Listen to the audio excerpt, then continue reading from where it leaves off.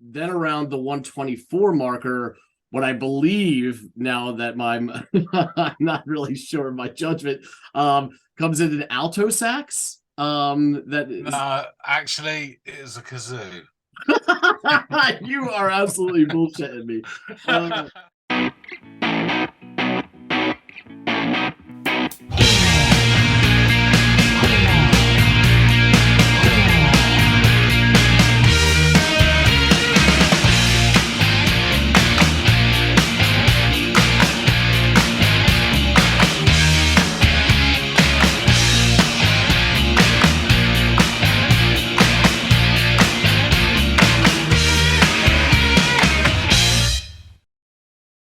Hey, everybody, and welcome to another episode of the Audiophiles.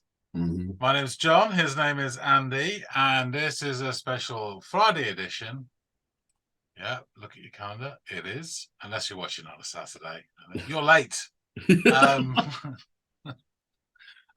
Yeah, so we're doing a viewer's request, which one of our wonderful viewers has suggested to us. As I said before, we have a list. We go through them. Do you know it? Yes, no, whatever. Mm-hmm. So the fearful coin of doom has flipped, and this time landed dragon side up, which means it's Andy's turn to listen to a track, which neither of us know. So we're both actually going to sort of listen to it, but Andy's going to do the reactions. The track is by Cannonball Adderley and his quartet, I think. I can't remember. And the track is called Sticks. And this was suggested to us by Bob Page. Oh, in a comment on Tinder Sticks, People Keep Coming Around episode we did.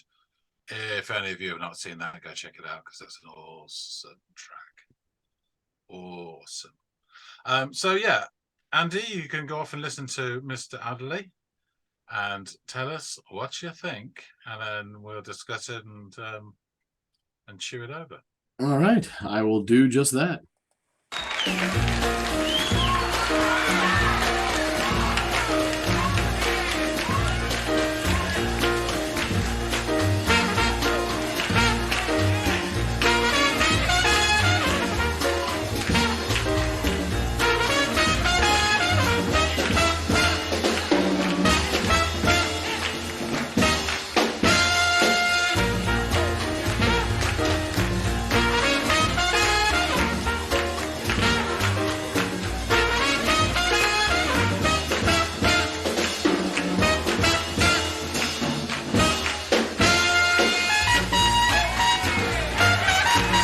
I'm loving the horns. Oh my god, so playful.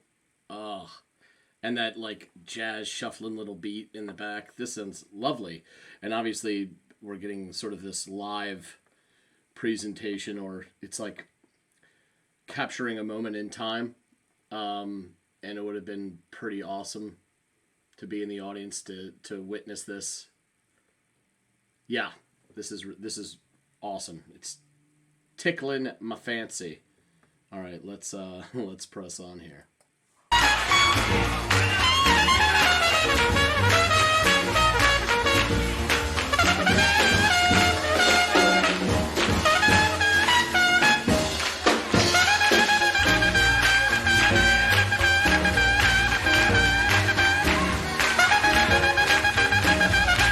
There's some pretty stellar upright bass that's happening as well. You have to sift a little bit, but it's there, and it's wonderful.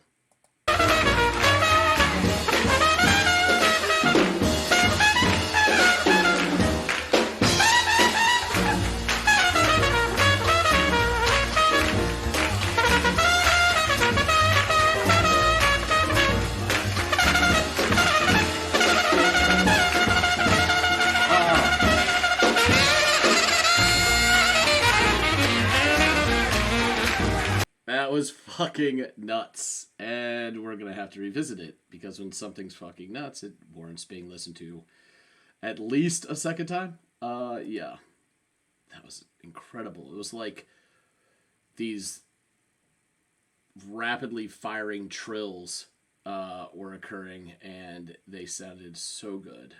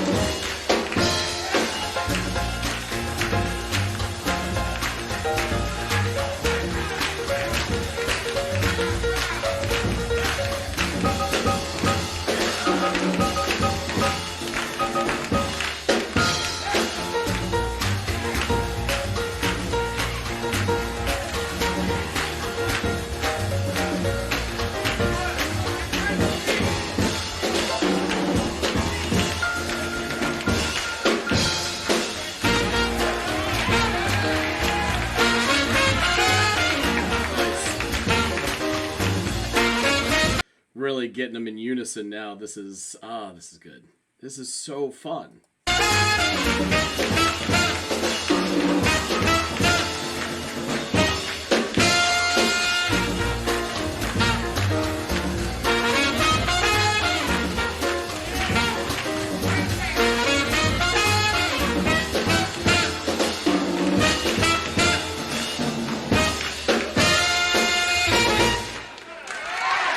That's called the Sticks, ladies and gentlemen. The Sticks. Thank you very much. Yes. Applause, applause. The Sticks was the shit. I really, really like that. That was like a musical shot of espresso. I am now awake. Yeah. This is good shit, man. This is just good instrumentation, good mastery of the instruments, and all these individuals coalescing together to just make a really, really fun, energetic tune. Yeah, I would have loved to have witnessed this. Yeah. Excellent recommendation. So, you back from the club? I am, and what a club it was. Oh man, that was so much fun. That was just so much energy, and it just brought me joy for whatever reason. My guess is because it sounded fucking awesome. But yeah, it was really, really great. There's a timeless nature. Like, you obviously go to certain times when you hear like jazz music, right? Historically, and yet you could put it on at any time, and I think most people would be like, yes, this is pleasant to my ears, what I'm hearing right now. And this was like quintessentially just that. It starts with this like great swinging groove, like on the drums and the pianos, or piano, I should say, and it's quickly accompanied thereafter by some very punchy and energetic trumpet, from what I could extrapolate. Yes. Can I just a wee correction? You no way of you knowing this, but I believe it's a cornet. Oh, really? My assumption was just the trumpet. Okay, gotcha. According to the list of personnel. Oh, okay. Yeah, of course. It sounded like a trumpet to me. Yeah. No, you did the research. I just did a listen. So yeah, no, that's cool. And there's a lot of similarities, I guess, there. Yeah, just to stop any pedants, like, comments. It's a goddamn cornet. How could he not know? You do now. Okay, all right. Well, I'm going to be taking a swing on my next guess a little later here. Yeah, I think you nailed that one. Okay, good. It is the drums. They sort of they sort of continue the main like movement or hook, like this bass backbeat, the backbone of the whole song. And before the trumpet then goes off, a little bit off course, right? Or not trumpet, I should say. You said it was the cornet, right? So they go off and do this amazing, like, absolutely electric lead stuff, right? They're just all over the place, and it's just so wonderful. There are all these what sound like rapidly occurring lip trills that are just blisteringly fast, and they're so captivating. They almost mimic the sound, like the firing rapidity of a machine gun, going off. It's that quick. It was honestly impressive. Then around the 124 marker, what I believe, now that I'm not really sure of my judgment, comes in an alto sax. Actually, it is a kazoo. You are absolutely bullshitting me. Yeah, the alto sax, he now says, confidently enters the room. Definitely. And it takes the baton in the spotlight, and it is equally as beautiful. It's a little bit richer of a sound what the sax provides, and I've always been a huge fan of that. And at points it's like smooth as butter, and then at other points it wails like a jilted lover, and it's just so great how it runs that gamut of sound. I absolutely adored it. Then for a moment after the sax feature at around the 212 marker is what I've written down here, we are left with, again, that backbone of the song, sans any other instruments, but like what I feel is bass, piano, like an upright bass, piano, and drums. I don't know if there's Yeah. maybe a little guitar in there or not, but I couldn't really pull it out. So you've got this like these swinging drums and this jaunty piano fingering and some really excellent double bass work going on back there. If you can hear it walking around, it's just strutting. It's such a great little bass line. And it's fun because at this point the crowd is seemingly in on it, and they're like, "Oh, you need hand claps at the precise time? Allow us to provide those." And it was almost as if it was like planned or orchestrated, because it sounded like I could hear that if they recorded this in the studio, they would have easily added hand claps, and it was like these folks were hired for the night to fill in. It was lovely. So yeah, there's like this bit only, even though it's sans all the flashy stuff that the other instruments were providing, it is maybe the peak of its fun nature because of the crowd interaction and the live atmosphere that you're getting. You could tell that this room was fucking loving what they were involved with, what they were witnessing. And it was that conveyed to me so well that I could feel it. And I was like, oh man, what a great little recording. I wish it was a video though. Like I kept thinking, God, I wish I could be a fly on the wall, like witnessing all this shit happening.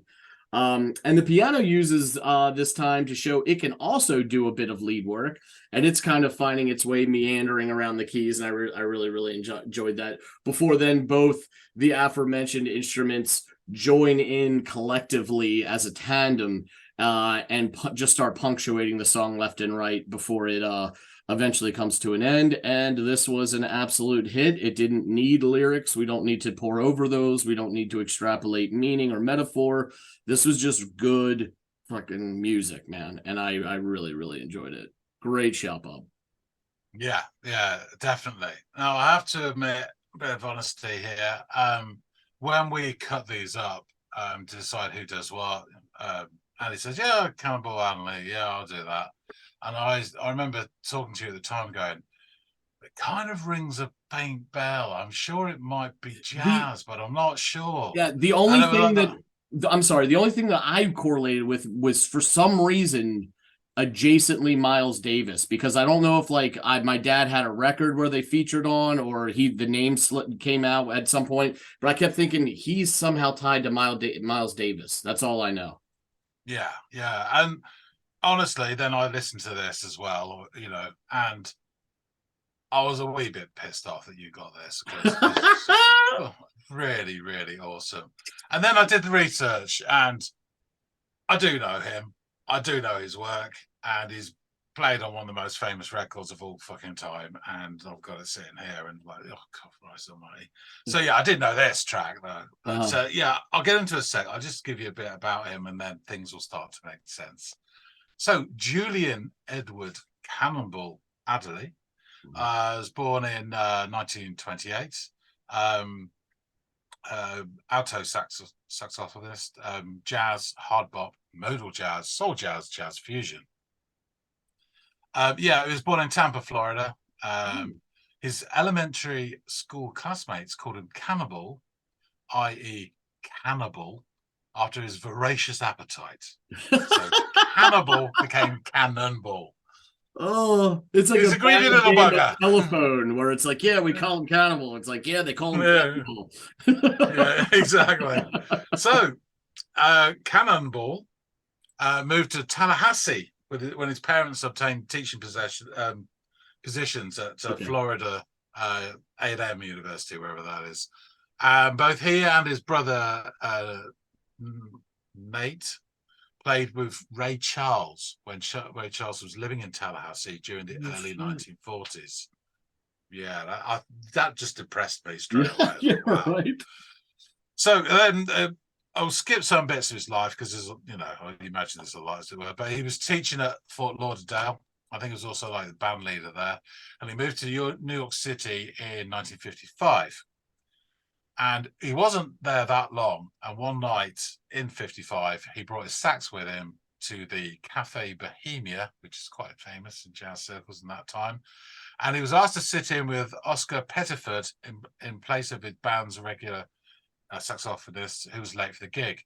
the buzz on the New York jazz scene after Adderley's performance announced him as the heir to the mantle of Charlie Parker. That's how he was described in the circles there, which is like, ooh.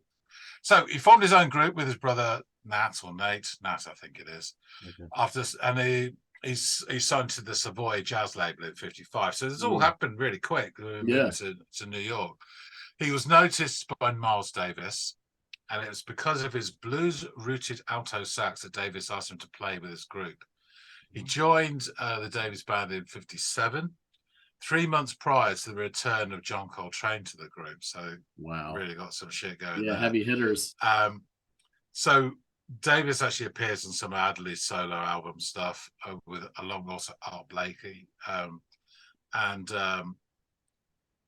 Adderley actually played on a couple of really, really important records. That one there, Milestones, which is really famous. And it says reaching for it. The most famous jazz record of all time. One of the biggest selling albums of all time. Kind of Blue, Miles Davis. And if I go in really close, the very first name right at the top. There it is. There it is. I've had this forever. And I was like, oh, it does ring a bell. Yeah. And honestly, it's one of my favorite albums as well. Fantastic. So after he left Davis's group, he formed another group with his brother, Quintet, and it later became the Cannonball Adderley's Sextet. But in 1970, his quintet appeared at the Monterey Jazz Festival in California, and a brief scene of that performance was featured in the 1971 Clint Eastwood film Play Misty for Me. And as soon as I read that, I remember the scene, because he starts off at the jazz festival, doesn't he? And then he drives away. So this track is from the album Mercy, Mercy, Mercy! Live at the club. And it was recorded 20th of October 1966, and it was released in 1967. It was a live in-studio album, and it received the Grammy Award for the Best Instrumental Jazz Performance. And the album itself was added to the Grammy Hall of Fame in 2021. So, personnel. Cannonball, alto sax, leader. Nat Adderley, cornet. Joe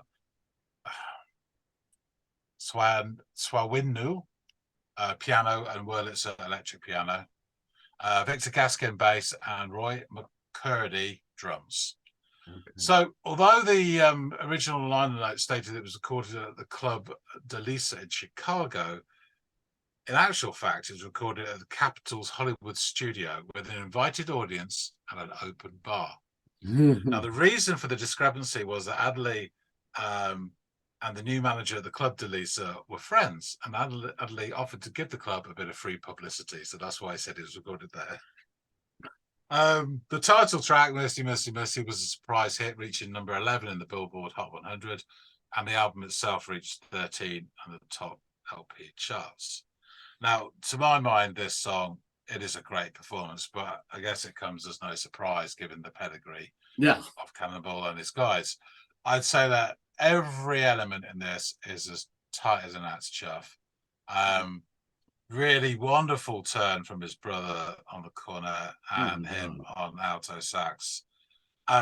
Naturally brilliant drums throughout, but they're fairly understated, really. It does the odd little tiny flourish.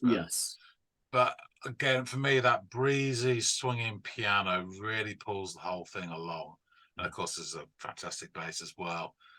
But it's kind of, you start listening to this music, you do kind of take that for granted, and the drums as well, because they're always brilliant.